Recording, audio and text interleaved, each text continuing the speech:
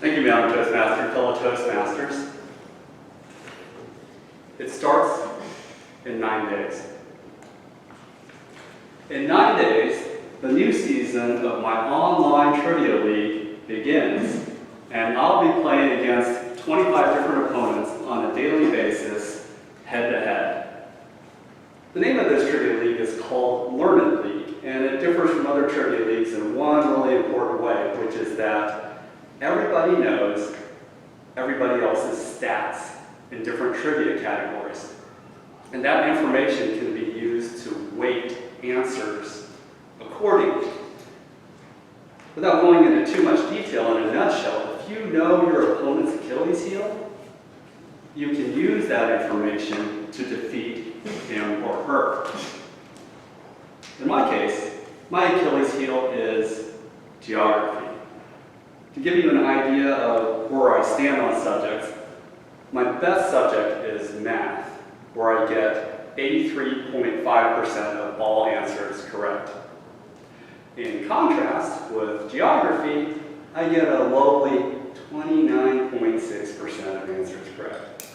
Not very good. Now, normally I do this trivia league for fun. I don't really care especially how I do. I know what I know and let the chips fall where they may. But then this project came up on Toastmasters about presenting a proposal. And one of the items that you could propose is how to improve yourself. And I thought, hey, why not use this project as an excuse to improve my geography knowledge? I am pretty bad at geography. So I first started off by asking some friends what the best way to study geography was, whether there might be a better way than just staring at maps on a regular basis. But then I had a brainstorm about a different way to approach studying. And before I tell you about that brainstorm, I'm going to take a brief detour. Show of hands, how many of you have ever heard of the National Spelling Bee? Okay, that's everybody. Another show of hands, how many of you have ever heard of the National Geography Bee, now called the National Geographic Bee? Okay, that's a few of you. For those of you who have not heard of the National Geographic Bee, it's basically the equivalent of the National Spelling Bee. You have some young kids that answer geography questions. It's a little bit newer than the National Spelling Bee is. It started in 1989, so it's celebrating its 30th anniversary every year. Go back to my brainstorm. My brainstorm was this.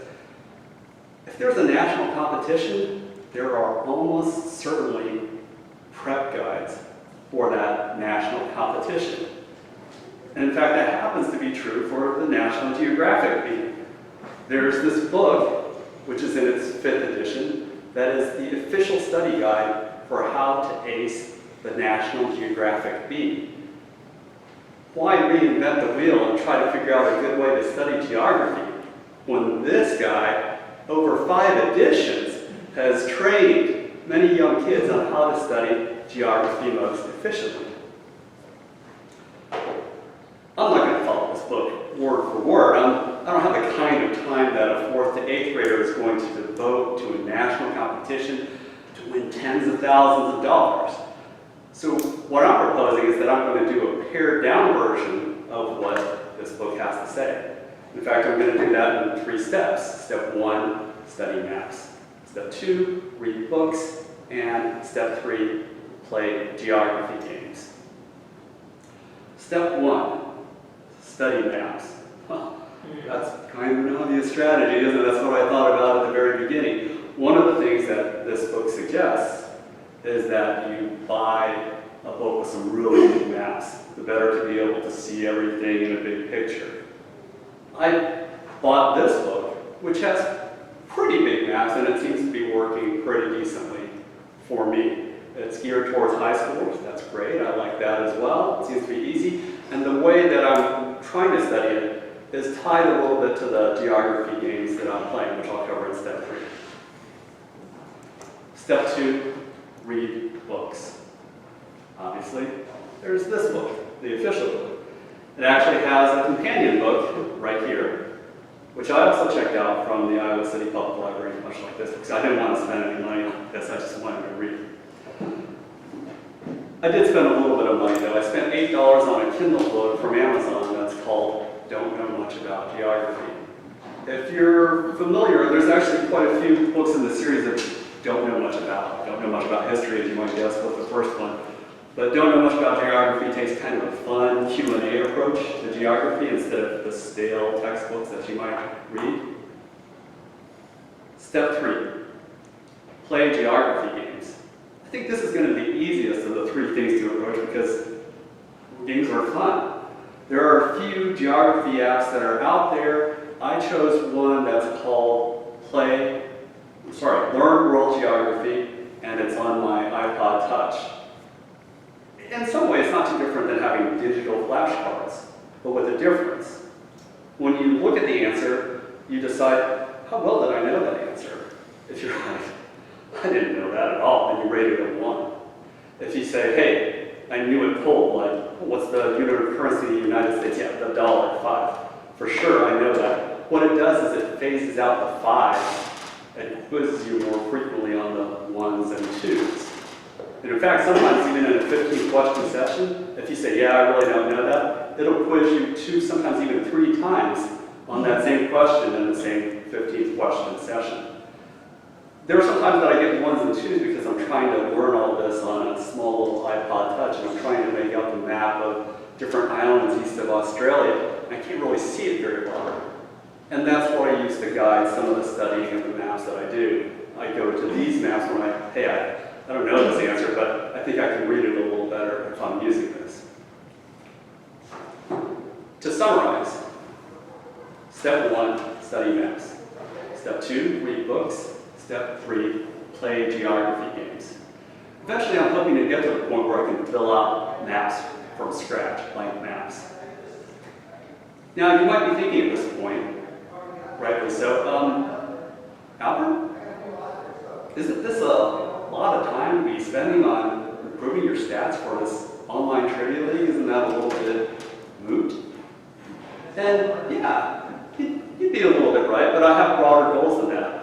I think having better knowledge of geography will also improve my knowledge of world events.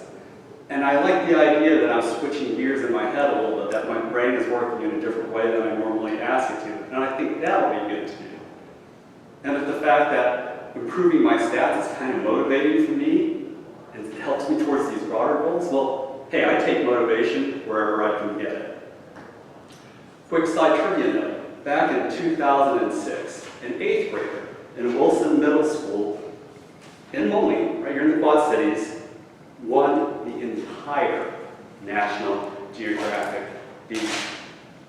I'm obviously not going to get to that level, but I'll be really happy if I improve my percentage points by, let's say, 5.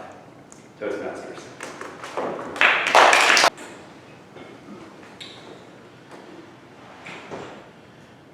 Where in the world? The first thing that made me think of was a game that my boy played when they were growing up. Where in the world is Carmen Sandiego?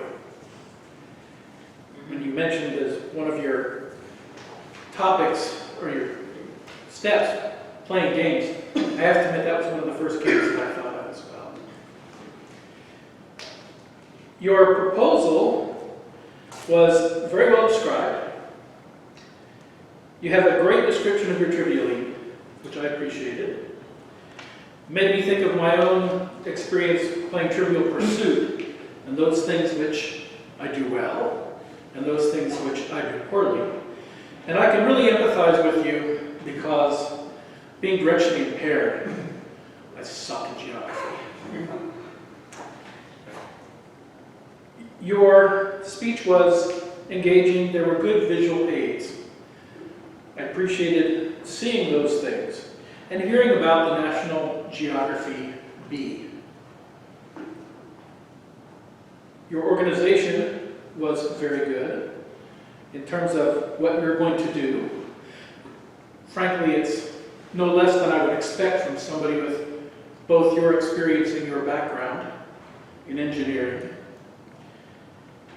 But studying maps, then reading books, and playing geography games all fit right in line. You had a good summary at the end of your speech about what you planned on doing, and a good explanation then as to why it would be motivational for you to do it, which I appreciated, because up to that point, really, other than this is fun, I didn't know why you would put so much effort into something that's just fun. Things you may want to work on. As with all the other people who have ever evaluated your speeches, it's very difficult to find something. But if I had to say anything, I would say perhaps more emoting. You need to be excited about a proposal to sell it to others. And even though this is a private project that you're doing, a private proposal, you may want to think about it as, gee, wonder if I can interest somebody else in doing the same thing. And let your enthusiasm be contagious for something like this. There are times when a nice dry speech is important, when it's more informational. But this one in particular, I felt, could have been more inspirational. To challenge yourself, again, your speech was very pleasant, easy to listen to, but maybe work on it being inspiring and contagious without being a disease. Thank you.